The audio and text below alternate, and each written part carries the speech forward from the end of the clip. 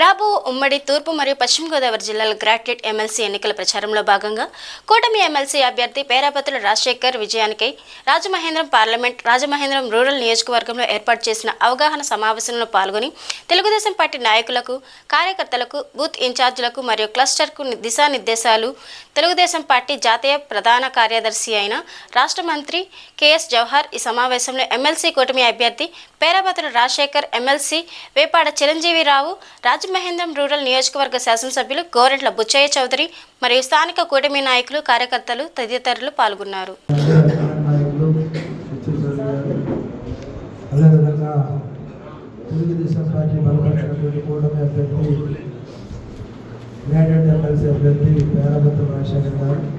ఇతర పెద్దలందరికీ సీనియర్ నాయకులకి కార్యకర్తలందరికీ కూడా పేరు పేరున ధన్యవాదాలు తెలియజేస్తూ ఈ ఎమ్మెల్సీ ఎన్నికల సందర్భంగా తూర్పు పశ్చిమ గోదావరి జిల్లాలు ఉమ్మడి జిల్లాలకు సంబంధించి 34 నియోజకవర్గాలు, దాదాపు 20 వరకు మున్సిపాలిటీలు, అనేక వందల గ్రామాలతో కూడినటువంటి ఎన్నిక అనేది జరుగుతున్న సందర్భంలో సాధారణ ఎన్నికకి ఈ ఎన్నిక కూడా చాలా వ్యత్యాసం ఉన్నటువంటి సందర్భం. సాధారణ ఎన్నికలు అయితే అన్నగారికి ఒక గుర్తుంటుంది, సైకిల్ కూర్చొని సైకిల్ ఎదురుగా బట్టం నొక్కితే సరిపోతుంది. అంతకుముందు స్వస్తికి ఇచ్చేవారు, స్వస్తిక్తో ఒక దెబ్బ కూడా అయిపోతుంది. దాంతోపాటు మిగతా ఎన్నికలకి ఎన్నికలకి తేడా ఏంటంటే ఈ ఎన్నికల్లో గత ఎన్నికల్లో ఒక్కడిగా ఓటేస్తాం. ఈ ఎన్నికల్లో ఎంతమంది అభ్యర్థులు ఉంటే అందరికీ ఓటేయచ్చు. కాకపోతే దీన్ని ప్రాధాన్యత క్రమంలో 1, 2, 3, 4 ఎంతమంది అభ్యర్థులు ఉన్నారో వాళ్ళందరికీ ఒక్కొక్క సీరియల్ నెంబర్ మనం వేసుకుంటూ వెళ్తాం. కానీ ఇక్కడ తెలుగుదేశం పార్టీ కుటుంబ సభ్యులుగా ప్రాధాన్యత క్రమంలో కానీ ఎలిమినేషన్ రౌండ్ కానీ అనేది జరుగుతూ ఉంది. సాధారణంగా 100 ఓట్లు పోలైతే మనం గతంలో 50 ఓట్లు కాదు కదా, 40 ఓట్లు ఒకరికి, 35 ఓట్లు ఒకరికి, 30 ఓట్లు ఒకరికి వస్తే 40 ఓట్లు వచ్చిన వాళ్ళు గెలిచినట్టుగా ప్రకటిస్తాం. కానీ దీనిలో అలా కాదు, 100 ఓట్లకి 50 ఓట్ల కన్నా ఒకటి అదనంగా రావాలి. అంటే 50% కన్నా ఒక్క ఓటు అదనంగా వచ్చే వరకు కూడా ఎలిమినేషన్ ప్రాసెస్ అనేది జరుగుతుంది. సాధారణంగా ఈ ఎన్నికల్లో మనము ప్రాధాన్యత క్రమంలో ఓట్లు వేసిన తర్వాత 1వ అభ్యర్థికి ఎన్ని వచ్చాయి, 2 ఎన్ని వచ్చాయి, 3 ఎన్ని వచ్చాయని చూసిన తర్వాత ఎవరికి 50% క్రాస్ అవ్వకపోతే ఎలిమినేషన్ ప్రాసెస్ అనేది స్టార్ట్ అవుతుంది. కింద నుంచి అతి తక్కువ ఓట్లు వచ్చినటువంటి అభ్యర్థికి, మొదటి ఓటు వచ్చినటువంటి అభ్యర్థి ఎవరైతే ఉన్నారో దానిలో వచ్చినటువంటి అభ్యర్థికి 2వ ఓటు ఎవరికి వేస్తారో చూసి దాన్ని తీసుకొచ్చి మొదటి ఓటుగా దాన్ని ట్రాన్స్ఫర్ చేస్తారు. అలాగే కింద నుంచి వచ్చిన తర్వాత ఎప్పుడైతే 50% క్రాస్ అవుతుందో 50% క్రాస్ అయిన అభ్యర్థిని మన ఎమ్మెల్సీగా ప్రకటిస్తారు. సాధారణంగా మనం మొన్న ఎన్నికలు జరిగాయి. జగన్మోహన్ రెడ్డి అరాచక పాలనకి కొద్ది రోజుల ముందు ఎమ్మెల్సీ ఎన్నికలు జరిగితే 3 అభ్యర్థులు తెలుగుదేశం పార్టీ తరఫున ఉత్తరాంధ్ర నుంచి కానీ, రాయలసీమ నుంచి కానీ, మిగతా చోట్ల నుంచి కానీ 3 అభ్యర్థులు గెలిచారు. 3 కూడా ఎలిమినేషన్ ప్రాసెస్లోనే గెలిచారు. 2వ ప్రాధాన్యత ఓటుతోనే గెలిచారు తప్ప డైరెక్ట్ గెలవాలి. కానీ ఈసారి 34 నియోజకవర్గాల్లో మన పెద్దలందరూ, ఎమ్మెల్యేలందరూ కూడా గెలిచారు. ఈ గెలిచినటువంటి సందర్భంలో ఆ 3 కూడా గెలిచినటువంటి సందర్భం. గెలిచినటువంటి గెలుపు ద్వారా ఈ రాష్ట్రంలో గ్రాడ్యుయేట్స్ కానీ, చదువుకున్న వాళ్ళందరూ కూడా జగన్మోహన్ రెడ్డికి వ్యతిరేకంగా ఉన్నారని సాధారణ ప్రజలకు కూడా తెలిసే విధంగా ఎన్నికలు అనేవి జరిగాయి. ఇప్పుడు జరిగేటటువంటి ఎన్నికలు మనం 100 రోజులు అవడంతోనే ఇది మంచి ప్రభుత్వాన్ని మనం ప్రకటించుకున్నాం. కేడర్ ప్రకటించుకుంది, నాయకులు ప్రకటించుకున్నాం.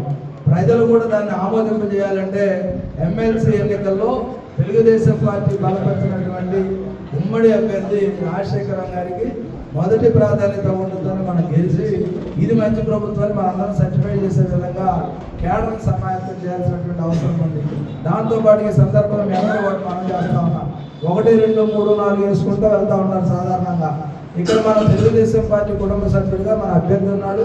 అదేవిధంగా బీజేపీకి, జనసేనకు సంబంధించినటువంటి ఉమ్మడి అభ్యర్థి ఉన్నాడు కనుక ఒక్క ఓటు వేసి మిగతాది వేయకుండా ఉంటే చాలా ఉత్తమం.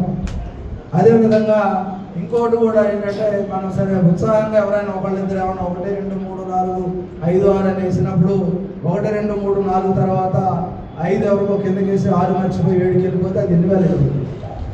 అలా కాకుండా సాధ్యమైనంత వరకు కూడా ఒక్క ఓటు వేసి మానుకోండి. అదేవిధంగా గతంలో అయితే మనం వీటి తెలుగుదేశం కాబట్టి మనం వెళ్తాం ఇంటికి, అదేవిధంగా బీజేపీ అయితే వెళ్తాం, జనసేన అయితే వెళ్తాం, ఎందుకంటే ఉమ్మడి పోటీ చేసినప్పుడు. అదే వైసీపీ వాళ్ళకి కానీ సిపిఎం సిపిఐ వాళ్ళకి కానీ వెళ్ళేవాళ్ళం కాదు. కానీ ఇప్పుడు వెళ్ళొచ్చు. వెళ్ళి వాళ్ళకు ఉన్నటువంటి రెండో ప్రాధాన్యత ఓటు మనకి వేయమని అడగడం. ఎందుకంటే రెండో ప్రాధాన్యత ఓటుతోనే గతంలో ఎమ్మెల్సీలు ముగ్గురు కూడా గెలిచారనే విషయం కూడా చరిత్ర చెప్తుంది.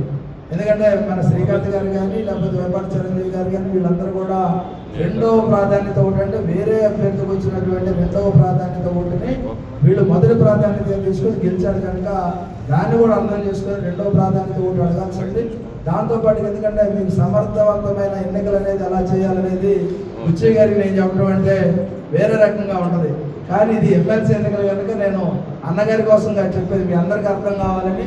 ఆ ఎమ్మెల్సీ ఎన్నికలకు సంబంధించి గ్రాడ్యుయేట్ ఎమ్మెల్సీ కానీ టీచర్ ఎమ్మెల్సీ కానీ దానికి సంబంధించి ఆ విధంగా ఉంటుంది కనుక ఆ విధంగా మనం చేయాల్సిన అవసరం ఉంటుంది. దాంతోపాటు ఇప్పుడే మన ప్రత్యర్థులు కూడా పీడిఎఫ్ సంబంధించినటువంటి వ్యక్తులు వస్తూ ఉన్నారు. వాళ్ళు ఏంటంటే గతంలో ఇక్కడ గెలిచారు, 2 సార్లు గెలిచారు. ఆ గెలిచిన దాంట్లో మరి 3వసారి కూడా వాళ్ళు పోటీ చేస్తూ ఉన్నటువంటి సందర్భం కనుక టీచర్స్ ఎంతమంది ఉన్నా సరే తెలుగుదేశం పార్టీకి టీచర్ అనేవాడు ఓటు వేయాలని చెప్పండి. ఎందుకు చెప్పాలంటే 1983 ముందు అన్న నందమూరి తారక రామారావు గారు తెలుగుదేశం పార్టీ పెట్టకముందు టీచర్ జీతం ఎలా ఉండేదంటే హైర్ గ్రేడ్ టీచర్ జీతం 700 రూపాయలు 400 రూపాయలు ఉండేది.